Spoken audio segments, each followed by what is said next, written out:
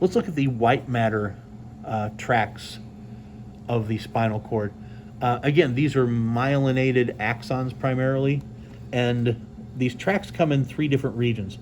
There is a set of dorsal white columns here, lateral white columns on the outside, and then ventral white columns on the ventral side. The dorsal white columns are exclusively what we refer to as ascending nerve tracts. They're actually going up from this part of the spinal cord up to the brain. Obviously, there's lots of sensory input coming into the spinal cord from different parts of the body. Well, the brain has to know about that at some point. And so these neuron tracts, these dorsal white columns, are all ascending tracts going up to the brain. And this is kind of important because notice they're both sitting right next to a dorsal gray horn, which is immediately picking up sensory input from the sensory nerves coming through the dorsal spinal root here and here. And so the sensory input's coming in here, so it's a good idea to have all these ascending tracts right next door to very quickly shoot that message up to the brain. On the lateral side, we actually have a mix of ascending and descending tracts, which makes sense because, again, we have sensory input coming in here, but then we have motor neurons starting in the lateral gray horn, and those would be going out through the ventral spinal root.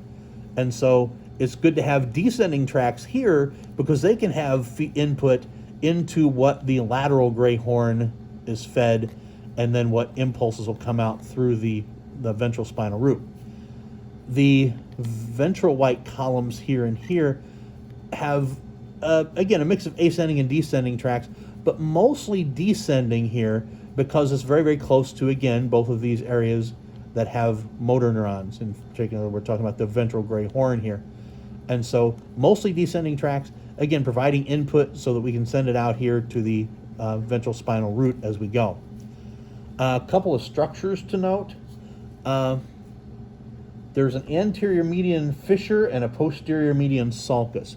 Here's the posterior median sulcus. The sulcus is a depression like this. This one does have a little bit of a connective tissue feed down in.